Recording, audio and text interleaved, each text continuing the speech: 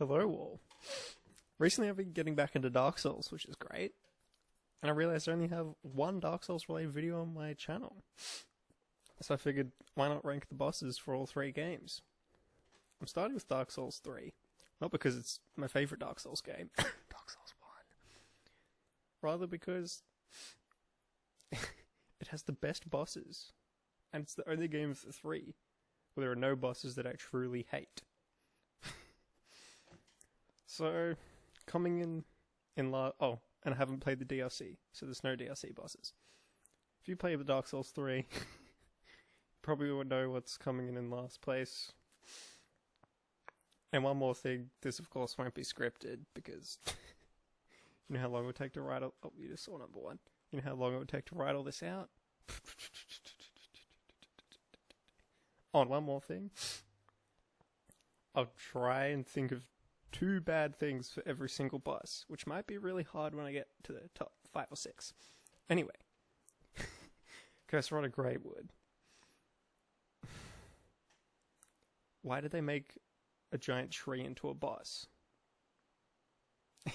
Is my first point. And why do they think it would be a good idea to have basic enemies guarding a tree? And why do they have to make it that you have to, like, kill what?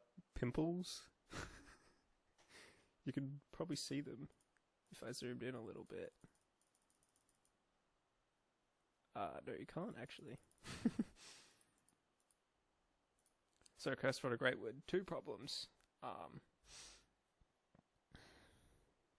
probably think of like 5 right now. Yes, the basic enemies. That completely detracts from the whole boss. The hitboxes are ridiculous. Like, especially in the attack where he turns around. And when he breaks the floor when you get to half health, and he just falls to the ground. I don't like that either. That's enough of this. Old Demon King. Now, like I said before, there's no bosses in this game I truly hate. So, even when you're at bottom 4, they're really not that bad. So, I haven't fought this guy in a while. I need to think about this for a second.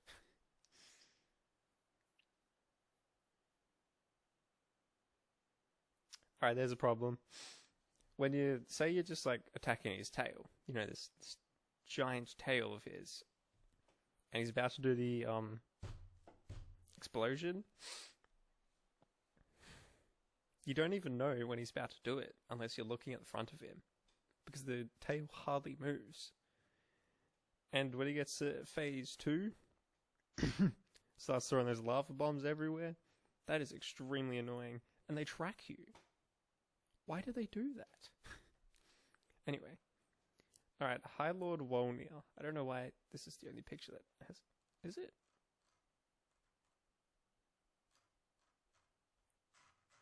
Oh, no, there's one more boss we'll get to in a second. That's got the health bar on it. Wolnir. I actually fought this guy last night. It's not a very good boss. Again, the hitboxes are massive. And the poison fog. That's what made me die every time to this boss last night. I think I died like 5 times before I actually killed it. And it's kind of a boss you have to kill really quickly, because then it just gets extremely annoying. He starts spawning people, skeletons rather, and he brings out that giant sword. That's probably the most annoying part. When he just pulls this giant sword out of nowhere. Oh, the worst thing about him, that attack when he does the poison fog. Even if you run to the very back of the arena, it still nearly gets you. Alright, next boss. Ancient Wyvern. Now, this is one that most people would probably have bottom 2. And the reason I don't have a bottom 2 is because I feel like I'm better at dodging the whatever those enemies called. Because, you know, if you just hack at his ankles, this boss would take, like, what, 25 minutes to kill? So there's one massive glaring issue. And when you actually do get past all the creatures, and you have to do that drop, it's actually quite easy to completely miss the plunge. Oh god. Deacons of the Deep. Alright, two bad things, let's see. Oh yeah, if you take too long to kill them, they... Oh, that's a bit loud. They start cursing you, which of course leads to an instant death. And there's probably a little bit too many of them. What else?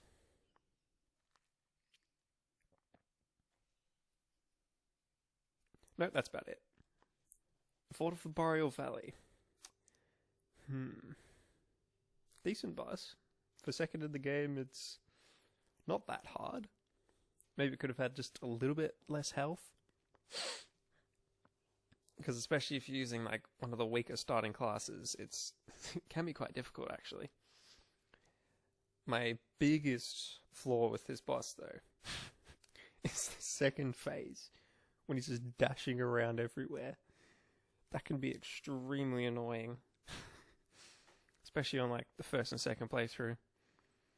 Right, Oceiros. This is probably another boss that people would have a little bit higher. Just like I've said about 4 times now, the hitboxes are ridiculous on this boss. And I feel like it depends quite heavily on RNG. Like if you get good RNG, he won't be that aggressive and he'll kind of only move around a little bit.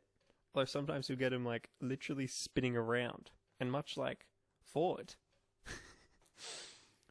he just doesn't stop sometimes. It leads to a boss that's really frustrating to kill because it won't stay still. Hey, that rhymed. Edex Gundyr. Easily the best starting boss of the 3 games. Flaws. Let's see.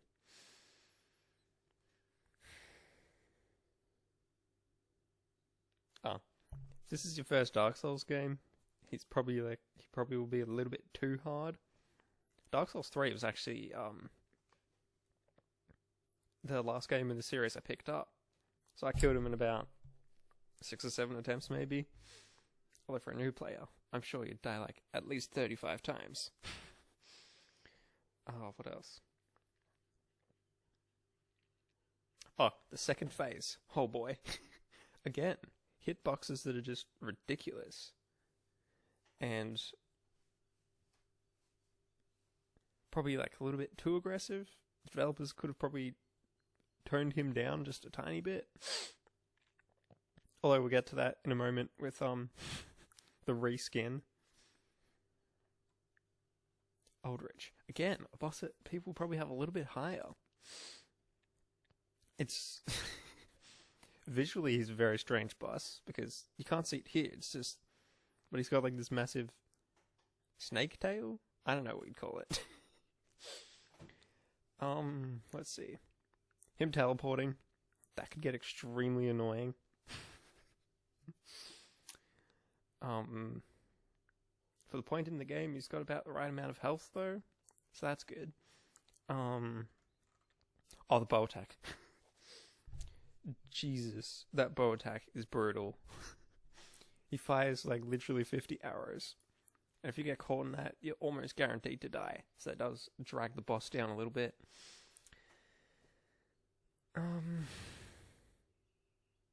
Oh. And this looks like he's about to shoot his homing arrows. Homing, whatever you want to call them. That attack drives me crazy. Oh god. Drives me crazy every time. And I can just use the arrow keys, can't I? And they're homing too. God, it's annoying. And whenever that attack happens, I just end up having to hide behind a pillar. Or just keep on rolling until they're all gone. God, that's annoying. Alright, Crystal Sage. My biggest flaw with this is easily the damage. Like, if you're on your first playthrough and you have been leveling up Vitality? Yeah, Vitality that much. This boss will probably destroy you. So yeah, it's a little bit too much damage for this point in the game. Although then again, it kind of makes sense it does a lot of damage because it's magic. Again, the teleporting can get really annoying. And the clones get very annoying and quite overwhelming. Oh, and on New Game Plus, and especially New Game Plus 2, I have a New Game Plus 2 fight. It's brutal. And this fight is brutal as well. Yhorm the Giant. Any bad things about Yhorm the Giant?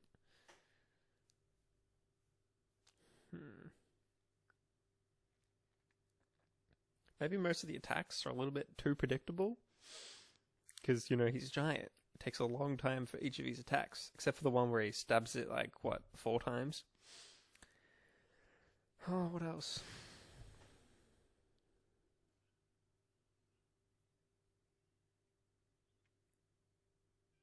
Oh, yeah.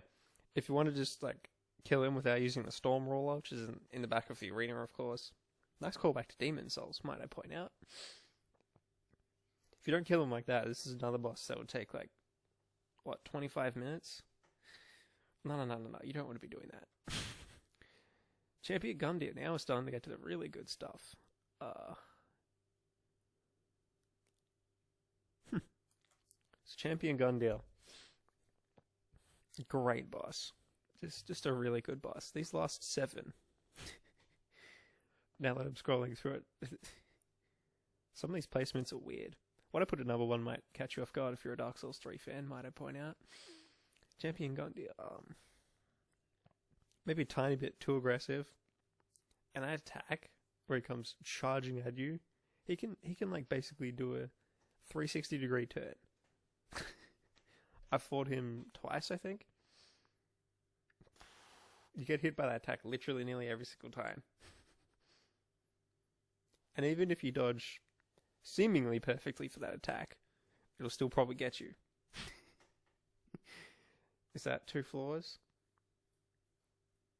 Yes, it is. Anyway, just a really great boss. Dragonslayer Armour. This boss I actually found extremely difficult the first time around. Not sure why, because then the second, third, and 4th time, have I done 4 playthroughs? Yes, I have. Second, third, and 4th time, not as bad.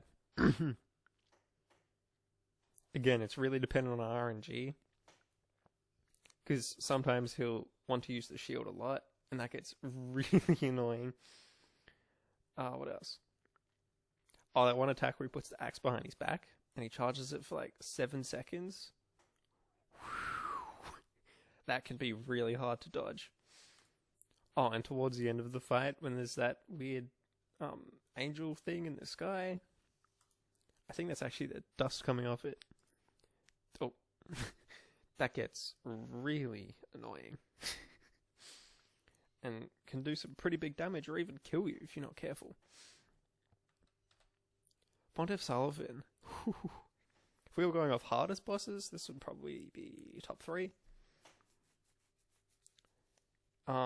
Let's see. Oh, the camera. Especially when he does that attack where he just darts about 30 meters. And where he goes is random.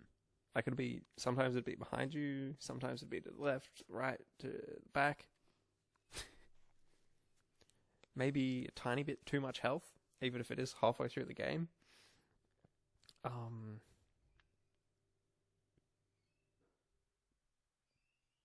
Oh yeah, and him exploding when the clone comes in.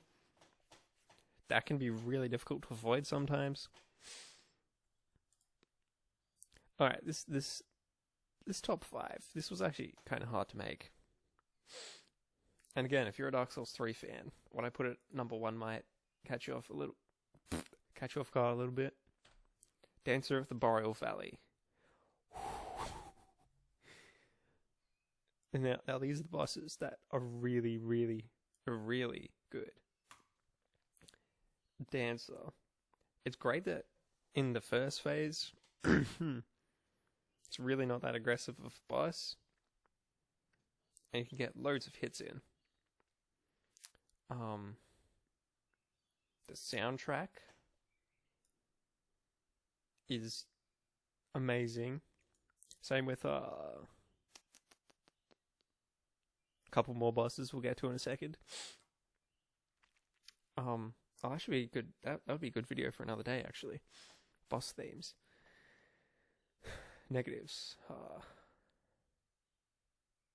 The grab attack. The hitbox on that attack could have used a little bit more work. And when she does grab you and stab you, that's like nearly guaranteed death right there. Unless you have tons of vitality. The arena catching on fire, that can be really distracting at times. And what else? That attack where she stabs into the ground and it does a circle. That attack really annoys me. No, that's about it. Dancer is a really great boss. Alright, the Nameless King. This is probably a little bit higher, like number 1, number 2 maybe. I believe this is the only boss that's on here that I have never actually killed. So some might argue I shouldn't even put it on here. I feel like there's another boss I haven't actually killed.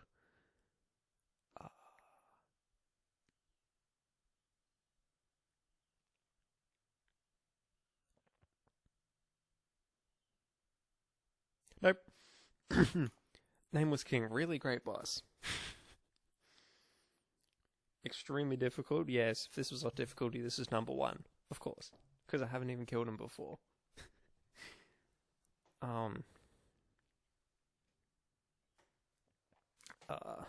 Let's see. Negatives. I actually have quite a few, even if this boss is really high. The health bar is ridiculous. That's probably the main reason I haven't killed Nameless King. Because that health bar is massive.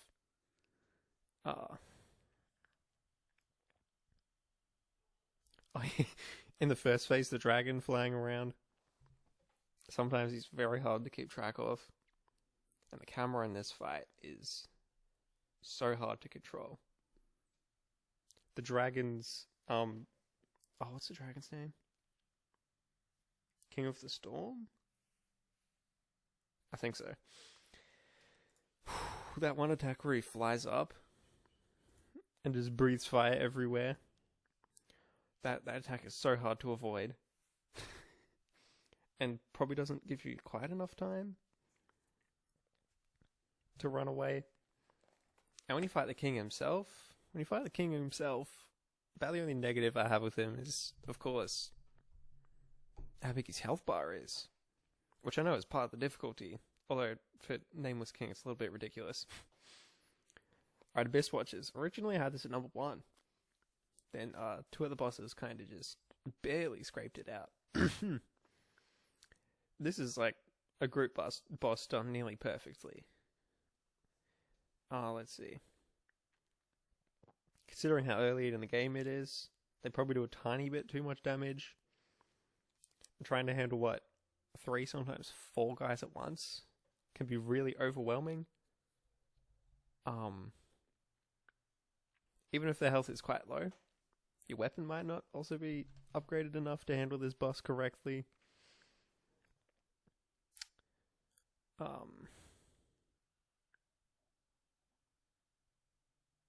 When the big watcher comes, the final one, the attack where he jumps in the air and does the flame, that can be pretty damn hard to avoid. And the attack where he dashes and leaves a trail of fire, that also can be really hard to avoid. So again, if you're someone who's never played any Dark Souls game, this boss will probably be stupid difficult. This for me, I've finished the game 3 times, and I still died to them like at least 15 times. Alright, the Twin Princes.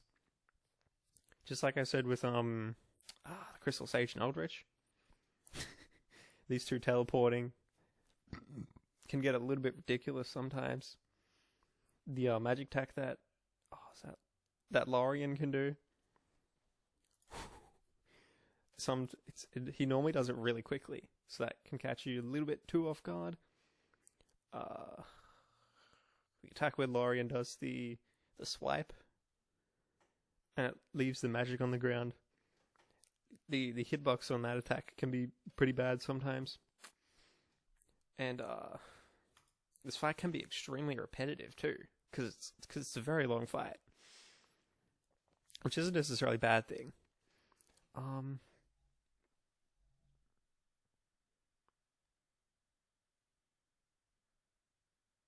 going to have to play this game after I record this video.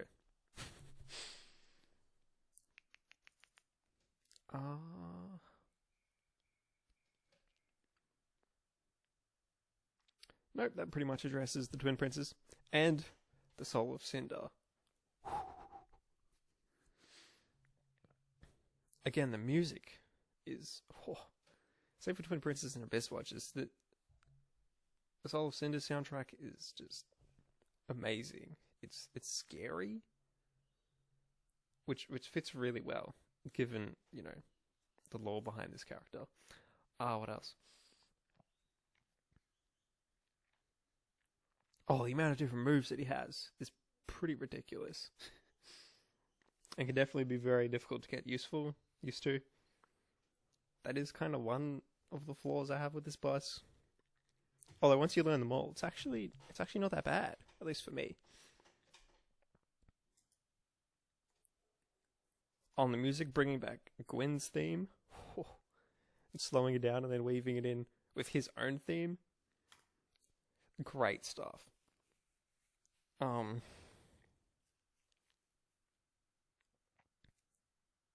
Again, a very long fight. Although it's fitting, because it's the end of the game. You want like one big challenge for him. And he definitely is. It took me like maybe 40 attempts. My first playthrough, maybe 20 on the second, about 12 on the third. And 4th playthrough, which I'm working on right now. Just a really good boss. So that's it. Next I'll be doing Dark Souls 1. I've already prepared my order. Then the Dark Souls 2 video. Given how many bosses there is, that video is going to take forever. And quick side note, for Dark Souls 1, I've actually played the DLC. Because I have Dark Souls Remastered, which of course comes with the DLC. So make sure you look out for that.